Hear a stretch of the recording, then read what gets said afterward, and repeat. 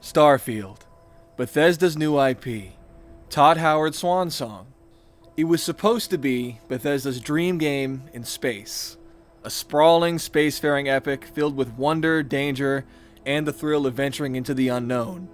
It promised entire galaxies, mystery, myth, and meaning all at your fingertips. But what we got feels more like office filing cabinet than a real cosmos. For all of its planets and procedural ambition, Starfield is a game that somehow manages to feel really small. Emotionally flat, culturally sterile, like exploring the infinite in the sheets of Excel from the comfort of your cubicle. It's not just that the game plays it safe, it's that it seems terrified of saying anything at all. The cities are themed as shallowly as a 10-year-old's birthday party, leaving it terribly artificial. The characters have backstories, but little to no flaws. Factions exist, but believe in nothing, really. And worst of all, when the game finally dares to ask what lies beyond the stars, it hides behind ambiguity, waving vaguely at philosophy while offering no soul, no awe, and no real conviction. Compare that to earlier Bethesda works, Oblivion, Skyrim, Morrowind, even Fallout 3. These were games where cities breathed with culture, where factions clashed over ideology, and where myth or apocalypse wasn't just a backdrop. That was the point of the whole thing. Oblivion gave us a mythic world teetering on the edge of cosmic invasion. Skyrim wrapped its gritty politics around prophecy and civil war. And Fallout 3 made wandering through ruin feel like a meditation on survival. They weren't perfect, but they did believe in something. Starfield feels less like a new vision from Bethesda, and more like a simulation of one. All the expected pieces are there, but nothing of it feels alive or authentic. As you can tell, this video certainly isn't going to be a nostalgia trip, but it also won't be some diatribe that leaves me frothing at the mouth. I'm looking to dissect Starfield to see what went wrong. Bethesda games used to be filled with people who were strange, broken, idealistic, deluded, human. They didn't just help you with quests, they colored the world. But in Starfield, the characters you spend the most time with, the members of Constellation, feel like they were hired from a corporate workshop or workplace positivity movement. They're agreeable, reasonable, morally upright, and entirely forgettable. There's no real ideological conflict within the group, no deep character flaws, nobody in Constellation seriously challenges you or surprises you. They all seem to share the same moral compass, and the same generic sense of justice and curiosity. It's as if the game is scared to let any of them be too wrong or too off-putting. Contrast that with characters like Serana in Skyrim, where she's not just a vampire companion, she's torn between loyalty to her family and the horror of what they've become. She has conflicting motivations. Her story arc explores guilt, autonomy, and survival in a world that sees her as an abomination. Or look at Martin Septim in Oblivion, a man reluctant of destiny, a former Daedric worshipper turned priest who ascends to the mantle of emperor. A scholar who wrestles with the implications of his bloodline. His journey isn't just about saving the world, it's about accepting who he is and what his place in it is. And then there are the rulers of Cyrodiil's cities within Oblivion. Count Janus Hasseldor of Skingrad hides his vampirism behind a cold and calculating front, while the Countess of Leowen has an open hatred for Khajiit and Argonians, which casts a dark shadow over his city's politics, with her even going as far as having a torture chamber for them in her castle. These aren't just eccentric nobles, they're puzzles embedded within the world. They make you question what kind of society you're really defending, and what the world is really made of. Even Yagrum Bagrarn, the last living Dwemer in Morrowind, is more compelling than most of Starfield's cast. He's bloated, half machine, and slowly dying, an isolated survivor of a vanished race, clinging to knowledge and mystery. His presence lingers like a question the game never quite answers. Compare these characters to Starfield's, an alternate universe version of a nice cowboy guy with a daughter. In Starfield, no one feels truly eccentric. No one feels dangerous. No one feels broken in any way that matters. It's like you're surrounded by the HR-approved avatars of what Bethesda thinks people should be. Well-adjusted, well-behaved, and really beyond surprise. And the tragedy of it is that safety comes at the cost of drama. With no flaws, there's no tension. And with no tension, there's no growth. And with no growth, there's really no story worth telling. They look like characters from a Bethesda game, but they don't do anything that has the soul of characters that players remember for years to come. They're honestly not even real characters. They're more like mannequins. You'd think that by the year 2023, with decades of open world design experience and a game about exploring entire galaxies, Bethesda would actually give us cities that feel like real places, complex, lived in, and culturally distinct. Instead, we got New Atlantis, Aquila City, and Neon. Some cities that promise variety but deliver what can only be described as theme park facades. Each one is a dressed up diorama of sorts, just coding whatever sci-fi property the designers thought was cool at the time. New Atlantis is Star Trek City. Aquila is the Firefly City. And Neon is the Cyberpunk 2077 city. You can practically hear the marketing pitch in each concept, but after a few minutes in any of them, the illusion immediately falls apart. These aren't cultures, they're like a PowerPoint aesthetic. And that's not just disappointing, it's really embarrassing, because somehow games Bethesda made in the early 2000s, with a fraction of the budget and a fraction of the tech, delivered cities that still feel more grand, layered, and alive. Walk into Vivek City in Morrowind, and you're not just visiting a capital. You're entering a theocratic megastructure built by god kings. The architecture itself is alien. The people talk in riddles, and the Tribunal Temple hangs over everything like a cult draped in bureaucracy and prophecy. Or take the worst city in Oblivion, Bereft. A rotting swamp city filled with skooma addicts and sagging wooden shacks. The place is ugly, but it has flavor. It has real decay. It tells a story the second you walk in. And we don't even have to bring up the Imperial City, given how large and cool looking it is. But even some of Skyrim's cities, which I personally prefer less, breathe. Markarth feels like a fortress built into the bones of an ancient civilization. Windhelm oozes nationalist tension and historical rot. These places have ideology baked into their bricks.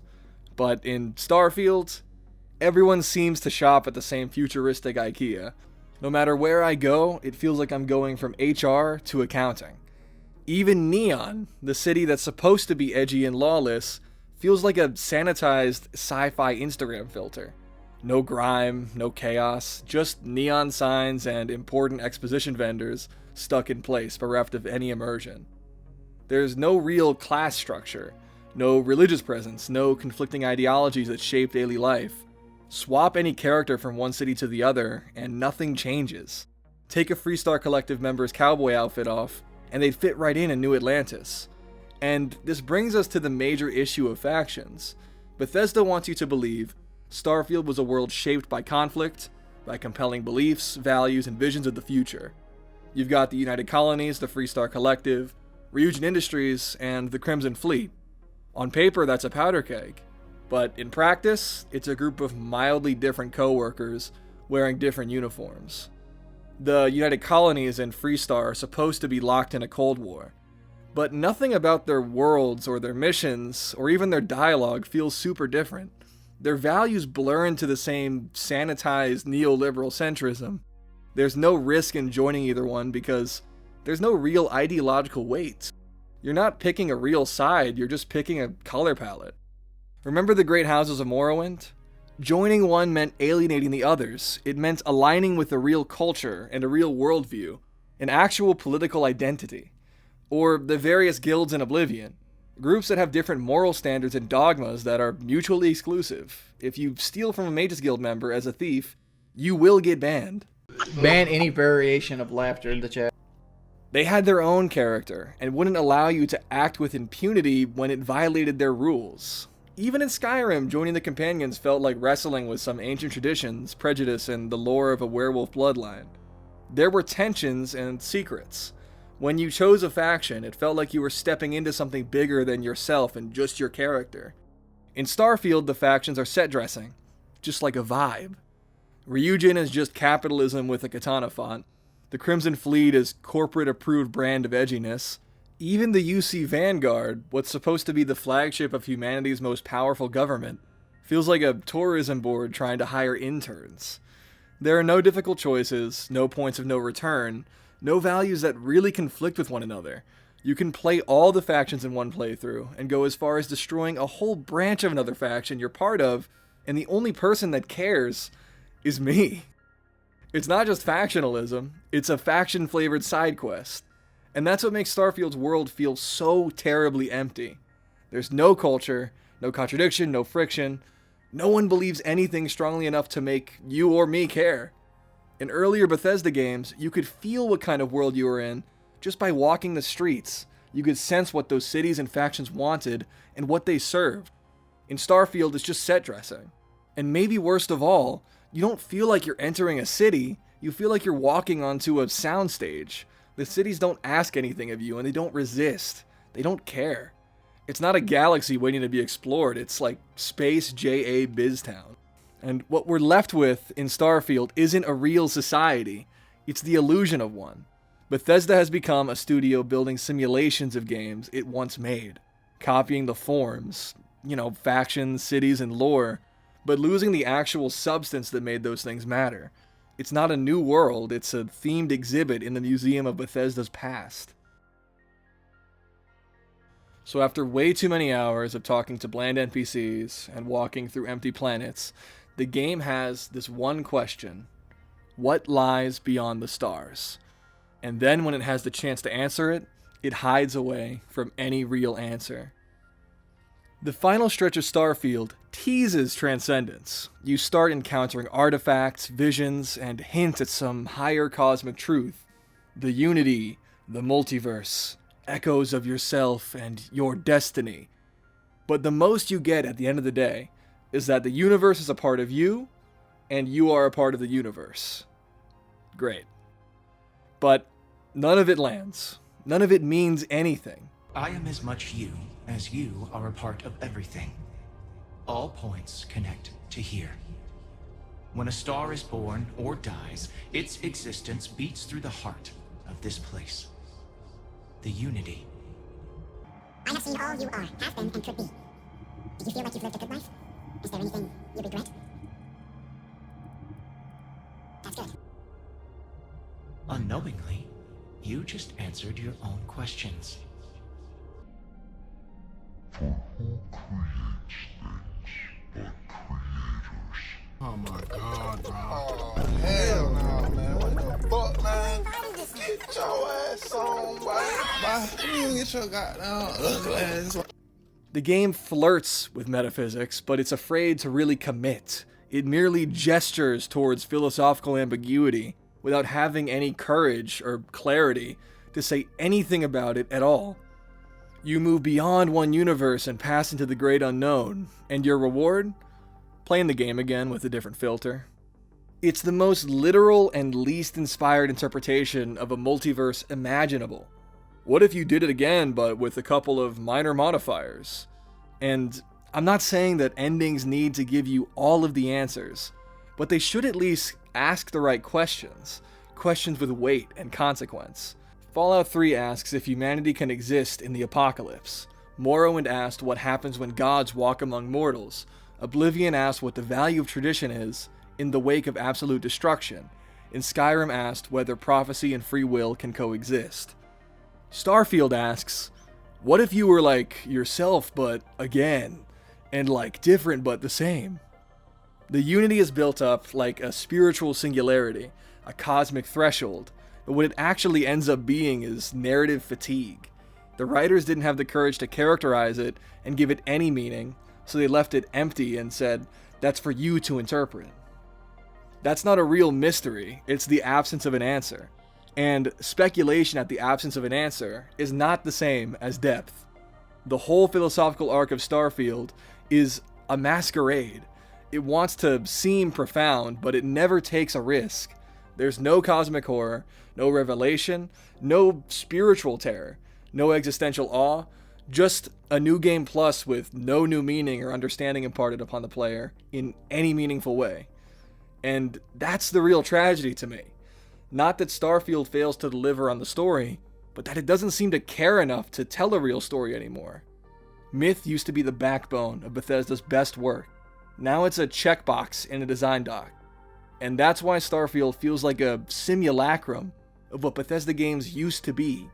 It has the form and appearance of deep RPGs, but none of the real meaning that showcases the authenticity of games like Morrowind, Oblivion, Fallout 3, and Skyrim. The Shattered Space DLC didn't do much to help the core issues plaguing Starfield. The factions in this expansion feel arbitrary, especially given how easily the player can join an esoteric, elusive sect that immediately ceases to be that once you're in it. Shattered Space touches on House Varun's religion, but only to reveal it as hollow. Their god is gone, the faith is a lie, and instead of confronting that collapse in a mythic or moral sense, the story uses it as a backdrop for another round of bland faction politics. Even here, the cosmic loses all mystery and becomes entirely mundane.